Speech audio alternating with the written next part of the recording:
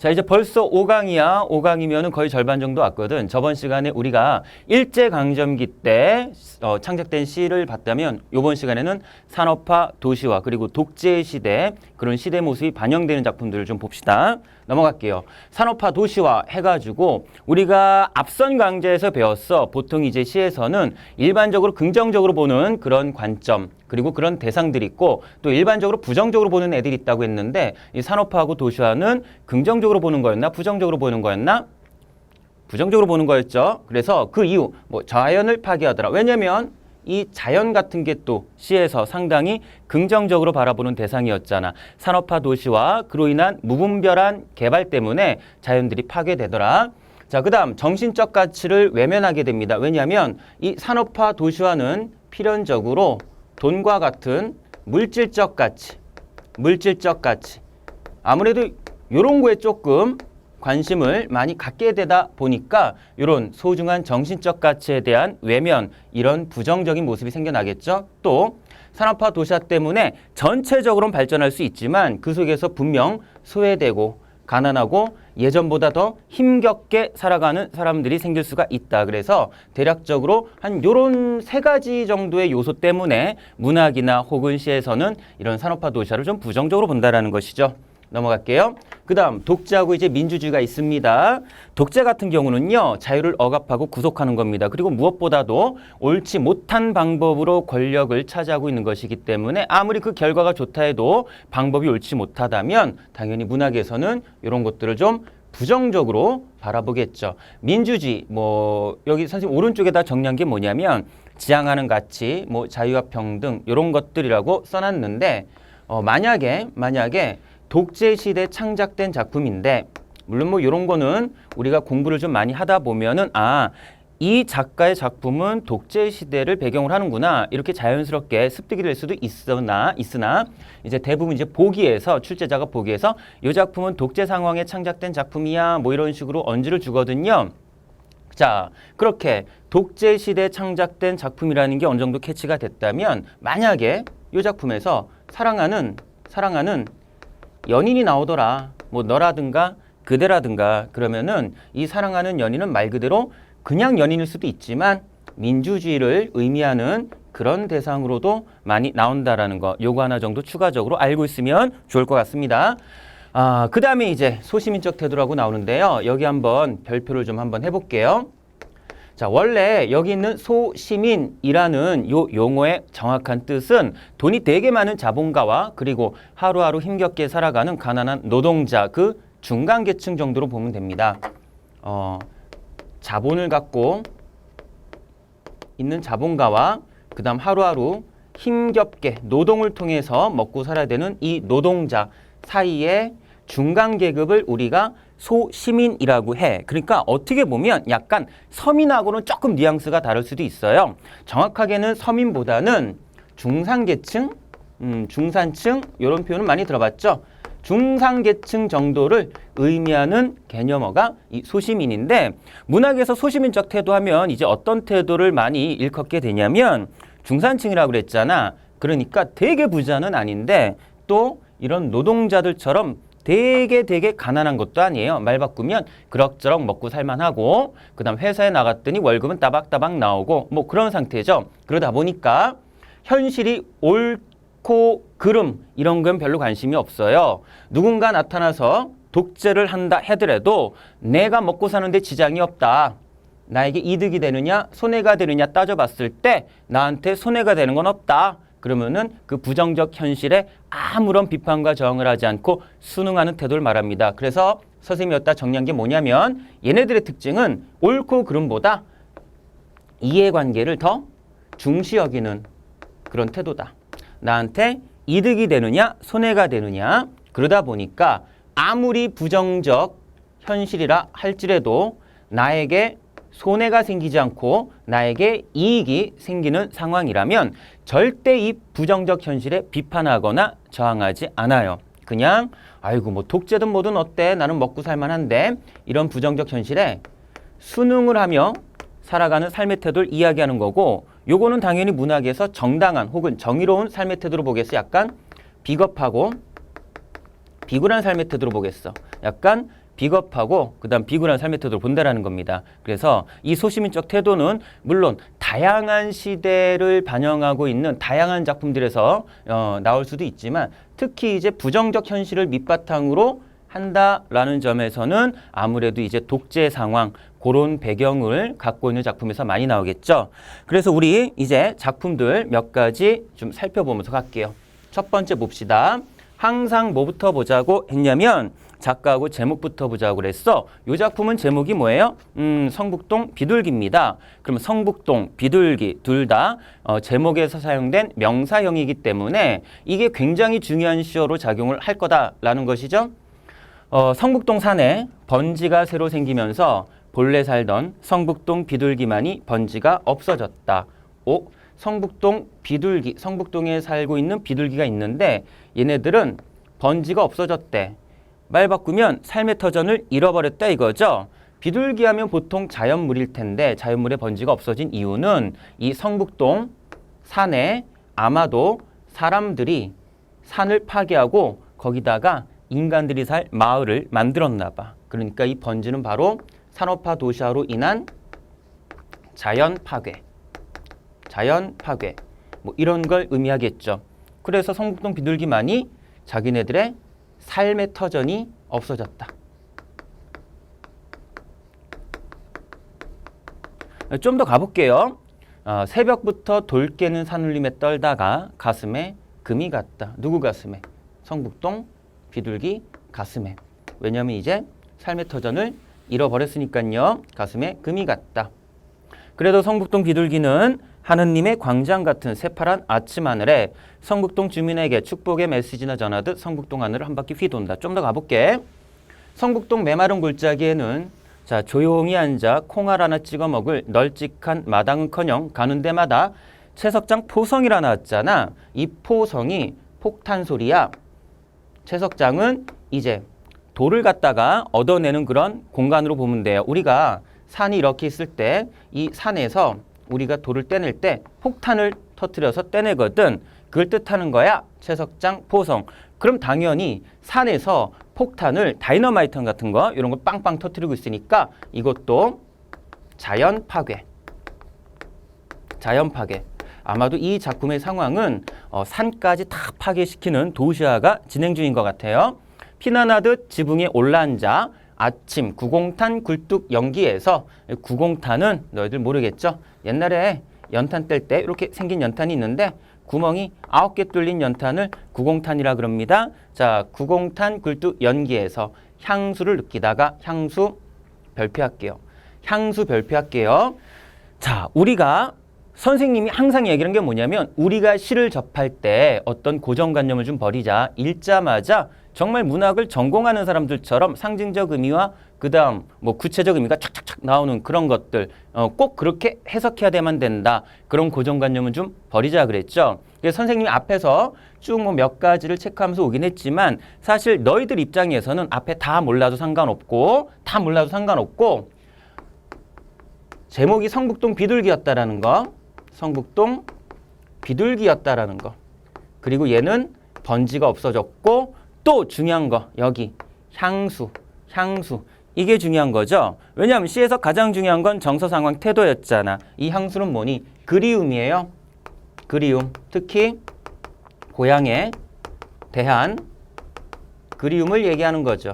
그러니까 다른 거 다 체크 못했다 할지라도 성북동 비둘기가 이런 고향에 대한 그리움, 즉 향수를 느끼고 있다라는 것만 체크하면 이거 우리가 정리했던 거잖아. 정서가 그리움이다. 그러면 그리움의 대상이 있을 건데 그리움의 대상.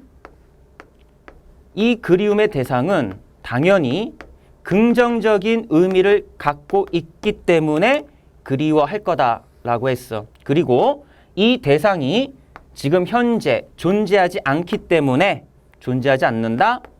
부재하는 상황이기 때문에 이 대상을 그리워한다라고 그랬지. 그러니까 제목에서 성북동 비둘기 하나 뽑아내고 그 다음에 정서와 관련된 향수 뽑아냈어. 우리가 배운 그림의 정서 나왔어. 그림의 대상이 있을 거고 그게 없을 거야. 여기다가 집어넣어 보면 향수를 느끼는 성북동 비둘기는 당연히 무엇을 그리워할 것인데 고향을 그리워할 것인데 왜냐하면 향수가 고향에 대한 그리움이니까 그 고향이 지금 있다 없다. 없다야. 부재는 없다야. 그럼 잠깐 볼까? 맨 앞에서 성북동 비둘기 얘는 뭐가 없어졌대? 번지가 없어졌다 이렇게 나오잖아. 번지. 그러니까 뭔지 모르겠지만 번지가 없어졌고 이 번지는 그러니까 성북동 비둘기가 그리워하는 비둘기의 고향이겠구나. 이렇게 짜맞힐 수가 있다라는 거야. 자, 어찌됐든 계속 가볼게요. 자, 향수를 느끼다가 산 1번지 채석장에 도로 가서 금방 따낸 돌 온기에 입을 닦는다. 그럼 여기도 한번 복습해볼까? 금방 따낸 돌 온기에 입을 닦는다. 금방 따낸 돌 온기 아마 폭탄 때문에 떨어져 나온 돌 조각이 될 거예요. 이 돌 조각에 비둘기가 부리를 막 비비고 있대. 이거는 그렇지. 비둘기의 행위죠. 행위는 뭐랑 관련된다? 정서랑 관련된다 라고 했어요. 정서랑 관련된다. 따라서 이렇게 돌 온기에 입을 닦는 비둘기의 행위는 바로 잃어버린 고향을 그리워하는 비둘기의 정서, 그런 것과 관련을 시켜서 문제에다 적용하면 되겠습니다. 자, 예전에는 사람을 성자처럼 보고 사람 가까이 사람과 같이 사랑하고 사람과 같이 평화를 즐기던 사랑과 평화의 새 비둘기는 이제는 산도 잃고 사람도 잃고 사랑과 평화의 사상까지 낳지 못하는 쫓기는 새가 됐다. 예전에는 사랑과 평화의 비둘기였는데 이제는 고향을 잃어버렸어요. 어떤 새가 되었다? 쫓기는 새가 되었다. 비둘기가 왜 이렇게 됐죠? 바로 인간의 무분별한 자연 파괴와 도시화 때문에. 그래서 이런 거에서는 이제 산업화 도시화였던 폐해, 문제점 이런 것들을 드러내는 작품이라 볼 수가 있고요. 좀 더 넘어가서 이제 예로 확인하기 2번 볼게요.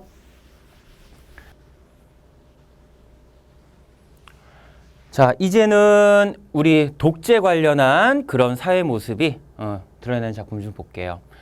얼마 전에 개봉한 영화 중에 얼마 전도 아니죠, 좀 됐죠. 국제시장이라는 영화 보면은 혹시 본 사람 있는지 모르겠다. 거기서 주인공하고 황정민 씨하고 그다음에 이제 그 주인공의 부인 되시는 분하고 막 공원에서 싸우다가 애국가 들리니까 부부싸움을 멈추고 막 국기에 대한 경례 하던 장면이 있었죠. 그런 거랑 이제 비슷한 내용을 담고 있는 작품이 바로 우리가 보려고 하는 이 새들도 세상을 뜨는구나 이 작품입니다. 일단 그 밑에 작가하고 제목을 먼저 확인해 보면 작가 황지우 씨라 돼 있잖아. 황지우 씨는 독재 상황을 나타내는 드러내는 그런 시를 많이 창작하신 분이고요. 제목에서 새 명사형 혹은 명사 중요한 거라고 했잖아요. 제목에서 사용된 명사나 명사형을 중요한 시어라고 그랬어요. 그래서 새하고 세상. 자, 새는 어떤 의미를 갖고 있고 또 세상은 어떤 세상인가 좀 볼게요. 밑줄 먼저 칠게요. 영화 밑줄 치고요. 그 다음에 애국가 경청한다 밑줄 치고요. 됐죠? 그 다음에 뭐 삼천리 화려강산 어쩌고저쩌고 할 때 요 흰 새떼들 한번 밑줄 칠게요. 얘 같은 경우는 제목에 나온 새기 때문에 밑줄 먼저 쳤습니다. 그 다음 좀 넘어가서 여기 한번 묶어볼까요? 우리들도 우리들끼리 낄낄대고 깔쭉대면서 여기 한번 묶어보고요. 그 다음에 여기 한번 밑줄 쳐볼게요. 이 세상 밖 어디론가 날아갔으면 하는데 대한 사람 대안으로 길이 보전하세 각기 자리 앉는데 여기 다 묶어볼게요. 다 묶었죠? 자, 그럼 다시 앞으로 넘어가서 지금 이 작품에서 말하고 있는 상황이 어떤 상황인지 좀 보자고요. 자, 우리가 화자죠? 맨 첫 시간 했던 거예요. 우리는 뭐 보러 갔어? 영화 보러 갔어. 영화 보러 갔는데 뜬금없이 뭐를 틀어주고 있네? 애국가를 틀어주고 있네. 화자는 일단 그 애국가를 뭐 하고 있다라고 얘기를 해? 주의 깊게 듣고 있다. 경청하고 있다라고 얘기를 했어. 그리고 밑에 보니까 아마 애국가 가사인가 보지. 삼천리 화려강산에 을숙도에서 일정한 무리를 이루며 갈대숲을 이룩한 흰 새떼들. 이게 무슨 얘기냐? 극장에 갔으니 앞에 스크린이 있을 거야. 그런데 지금 막 영화를 보는 게 아니라 애국가가 울려 퍼져 나오고 그 다음 화자 우리는 일제히 자리에서 일어나가지고 애국가를 경청합니다. 삼천리 화려강산 어쩌고 하면서 이 을숙도에서 일정한 무리를 이루며 갈대숲을 이룩한 흰 새떼들은 아마 애국가의 그 배경화면으로 나오는 거 있잖아요.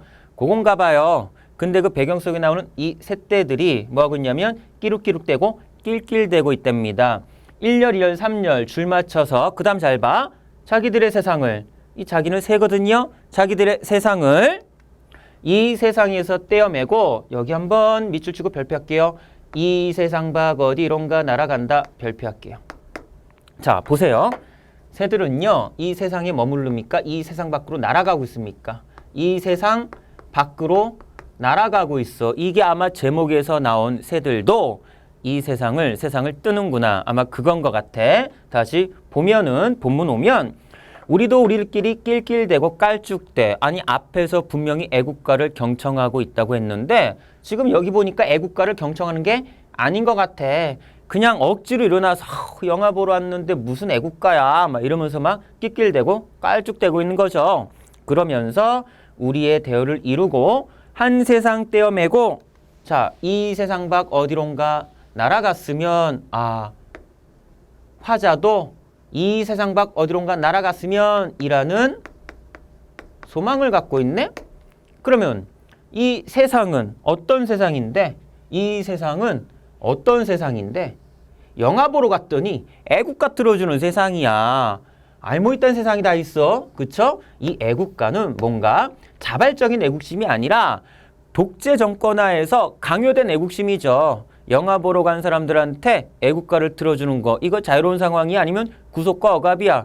구속과 억압이잖아. 그래서 이 영화관의 상황을 통해서 독재가 이루어지고 있는 특히 이제 군사 정권이 지배하고 있는 그런 우리 사회 모습을 단적으로 드러내고 있다.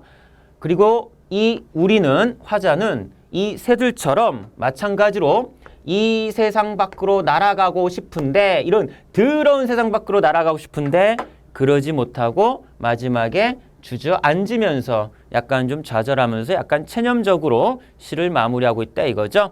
그래서 이 작품에서는 강요된 애국심마저도 강요하는 독재 정권 속에서의 모습이 나타났다 볼 수가 있고요. 그 다음에 이제 세 번째 작품은 좀 잘 보세요. 세 번째 작품 황동규의 조그만 사랑노래 이렇게 나왔습니다. 조그만 사랑노래. 그러면은 제목에서 알 수 있는 게 뭐가 됐든 간에 하여튼 이건 사랑과 관련한 노래겠구나. 근데 선생님이 앞에서 뭐라고 그랬죠? 독재라는 시대적 상황 속에서 창작된 어떤 작품 속에서 누군가에 대한 그리움과 특히 연인에 대한 사랑을 말할 때 그 사람은 연인일 수도 있지만 민주주의, 자유, 평등 뭐 이런 거일 수도 있다고 그랬어요. 그래서 그런 내용의 한번 작품을 우리가 수업을 할 겁니다. 어제를 동여맨 편지를 받았다. 어제는 과거인데 과거와 뭔가 좀 단절시키는 편지인가 봐요. 늘 그대 뒤를 따르던 길 문득 사라지고 여기서 그대 항상 화자는 이 그대를 따랐었어. 긍정적인 의미일 거고 제목과 관련시키면 얘가 바로 이 그대가 바로 사랑하는 대상이겠다. 사랑하는 대상. 진짜 사랑하는 사람 연인일 수도 있고 선생님이 아까 전 수업 처음에 말한 것처럼 자유나 민주주의 이런 걸 수도 있고요. 자, 길 문득 사라지고 길 아닌 것도 사라지고 그런데 편지 받고 나서 모든 게 다 사라졌어. 그대 뒤를 따를 수 있는 모든 것이 다 사라졌어. 이 편지는 아마 이별의 내용을 담고 있는 편지였나 봐. 자, 여기저기서 어린 날 우리와 놀아주던 돌들이 얼굴 가리고 박혀 있다. 사랑한다, 사랑한다. 추위 가득한 저녁 하늘. 추워요. 저녁이에요. 이런 거 다 배경이라 볼 수가 있고 배경은 상황이라고 볼 수가 있죠. 근데 상황 자체가 사랑하는 사람과 꽁기꽁기 예쁘게 아름다운 사랑하는 게 아니라 이별의 상황이잖아. 그래서 좀 부정적으로 체크할 수 있을 것 같아. 사랑한다, 사랑한다. 누구? 그대. 근데 사랑하지만 그대들을 따르던 모든 길들이 사라졌기 때문에 이제 그대를 만날 수가 없을 것 같아요. 찬찬히 깨어진 금들이 보인다. 자, 성긴 눈이 날린다. 땅 어디에도 내려앉지 못하고 어디에도 내려앉지 못해? 방황하는 거네. 그쵸? 눈 뜨고 떨며 한없이 떠다니는 몇 송이의 눈 해서 이 작품은 사랑하는 연인과의 이별을 다룬 작품 이렇게도 볼 수 있지만 그 그대를 민주주의로 본다면 민주주의를 상실한 후에 어떤 방황 이렇게도 될 수 있다는 겁니다. 자, 그 다음에 예로 확인하기 네 번째 가볼게요. 네 번째 가볼게요. 여기서 뭐부터 볼 거냐면요. 뒤에 작가하고 이제 제목이 나오는데 작가 김수영 여기다 한번 별표해 볼게요. 교과 과정에서 상당히 중요하게 다루는 작가 중에 하나입니다. 자, 그래서 옆에다가 따로 하나 빼고 넘어갈게요. 빼서 정리하고. 자, 여러 가지 내용의 작품을 창작하셨지만 김수영 씨는 그 중에서 교과 과정에서 중요하게 다뤄지는 작품은 소시민적 속성 혹은 소시민적 삶의 태도를 갖다가 굉장히 부정적으로 인식을 하고 또 이런 삶의 태도를 비판하고자 하는 그런 작품을 교과서에서는 좀 많이 다룹니다. 제목 자체가 뭐 어느 날 고궁을 나오면서 이렇게 돼 있는데 한번 이 작품에서 화자가 말하고 있는 소시민적 태도는 어떤 태도인지 한번 확인을 해보자고. 자, 왜 나는 조그만 일에만 분개하는가? 분노하는데 문제는 뭐냐면 조그만 일에만 분개해. 정작 중요한 일에는 분노하지 않고 진짜 사소한 일에만 분개하나 봐. 저 왕궁 대신에 왕궁의 음탕 대신에 왕궁이 궁궐이잖아요. 자, 만약에 출제자가 이 왕궁은 권력의 상실이다. 권력의 산실, 권력이다. 그러면은 O야 X야. O겠죠? 궁궐이니까. 근데 그 권력이 어때요? 음탕합니다. 부정적이에요. 저 왕궁 대신에 왕궁의 음탕 대신에 어떤 부패한 권력 대신에 50원짜리 갈비가 기름덩어리만 나왔다고 분개하고 옹졸하게 분개하고 설렁탕집 돼지 같은 주인년한테 야 내가 50원 주고 갈비탕 시켰는데 왜 이렇게 기름이 없어? 기름이 없어가 아니라 고기가 없어? 뭐 이런 식으로 옹졸하게 욕을 하고 있답니다. 옛날 물가가 뭐 50원이었나 보죠. 문제는 이거예요. 정서 나오죠? 태도 나오죠? 옹졸하대. 옹졸해. 정말 분노하고 저항해야 할 이런 권력에게는 침묵하고 만만한 사람들한테만 분노하고 욕을 합니다. 이런 자신의 모습을 뭐하다라고 이야기해? 나 옹졸해라고 이야기했죠. 옹졸해. 한번 정정당당하게 붙잡혀간 소설가를 위해서 또 언론의 자유를 요구하고 월남, 베트남전 파병에 반대하는 이 소설가는 아마도 정부에 대해서 좀 안 좋은 얘기를 좀 해서 잡혀간 거 같죠? 언론의 자유를 요구하고 그럼 무슨 얘기야? 언론의 자유가 보장받지 못하고 있는 상태다. 월남 파병에 반대하는 그런 자유를 이행하지 못하고 20원을 받으러 3번씩 4번씩 찾아오는 야경꾼들만 증오하고 있는가? 밤에 이제 지켜주는 어떤 뭐 경비원 같은 분들입니다. 옹졸한 나의 전통은 유구하고 이제 내 앞에 정서로 가로놓여 있다. 이렇게 만만한 사람들한테만 분노했던 나의 모습은 아주 오래돼서 마치 전통같이 느껴지더라. 이를테면 이런 일이 있었다.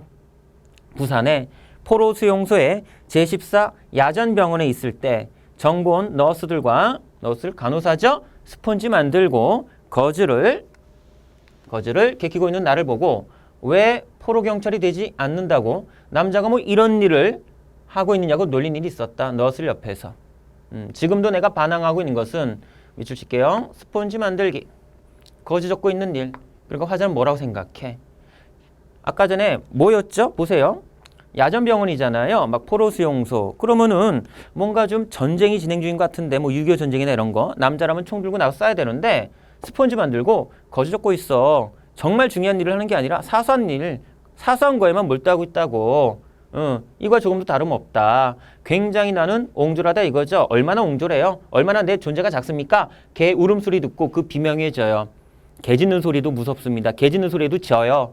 자, 머리 피도 안 마른 애놈에 투정해지고요. 떨어지는 은행나무 잎조차도 나에게는 가시밭처럼 느껴집니다. 난 이렇게 작고 왜소하고 비겁하게 살아왔어요. 자, 아무래도 나는 비켜서 있다. 절정 위에는 서 있지 않고 정의로운 삶 혹은 정말 부정적 현실에 비판할 줄 아는 용기를 갖고 있는 삶. 자, 거기 위엔 서 있지 않고 조금쯤 옆으로 비켜서 있다. 이게 옹졸하고 비겁한 거라고 알고 있다. 자, 그러니까 이렇게 옹졸하게 반항하는 거다. 이발쟁이에게, 땅주인에게는 못하고, 부자겠죠? 이렇게 힘 있는 사람들한테 못하고, 만만한 사람, 이발쟁이에게, 또 구청 직원, 이 동해가 동사무소입니다. 동사무소 직원에게는 못하고, 야경꾼에게 20원 때문에, 10원 때문에, 1원 때문에, 우습지 않냐? 단돈 1원 때문에 막 옹졸하게 화를 내는 나의 모습이, 그러면서 마지막에 뭐라고 나오죠? 모래야, 나 대체 얼마나 작냐? 말 바꾸면 뭐죠? 이게 키가 작다 뭐 이런 게 아니잖아요. 얼마나 비겁하냐? 얼마나 옹졸하냐? 뭐 이런 얘기죠. 바람아, 먼지 앞으로 난 얼마나 작으냐? 정말 얼만큼 작으냐? 그러면 정리해 볼게요. 큰 덩어리만 봅시다. 화자가 있어요. 뭐라고 이야기하죠? 옹졸하게 살았다. 옹졸한다. 나 옹졸해. 이렇게 얘기하고요. 또 뭐라고 이야기하죠? 나 비겁하게 살았다. 이렇게 얘기했어요. 자, 보세요. 잠깐 보세요. 딴 건 몰라도 옹졸하다 비겁하다는 체크할 수 있겠죠. 그러면은 옹졸하고 비겁한 게 뭔데요? 이렇게 사는 게 옹졸하고 비겁한 겁니다. 맞죠? 뭔지 모르겠지만 이렇게 사는 게 옹졸하고 비겁한 거예요. 이렇게 사는 게 옹졸하고 비겁한 거고요. 이렇게 사는 게 옹졸하고 비겁한 거예요. 맞죠? 그래서 자신의 이런 비겁한 모습을 반성하고 있는 작품이고요. 아까 전에 뭐라고 그랬죠? 이렇게 비겁한 삶의 태도, 정말 부정적인 현실, 음탕한 권력, 여기에 대해서는 입 하나 뻥긋하지 못하고 만만한 사람들한테만 쌍욕을 퍼붓고 분노하는 자신의 모습, 옹졸하다, 비겁하다 얘기하고, 바로 이런 삶의 모습이 아까 이야기했던 소시민적 삶의 태도를 나타내는 대표적인 케이스라고 볼 수가 있다라는 거죠. 됐죠? 자, 그래서 우리가 이번 시간에는 산업화 도시와 뭐 독재 이런 내용들이 좀 들어가 있는 작품들 위주로 좀 봤습니다. 다음 강좌에서는 이제 1990년대 이후, 그러니까 비교적 최근의 작품들에서는 어떤 내용을 다루고 있는가 좀 보겠습니다. 네, 수고 많으셨습니다.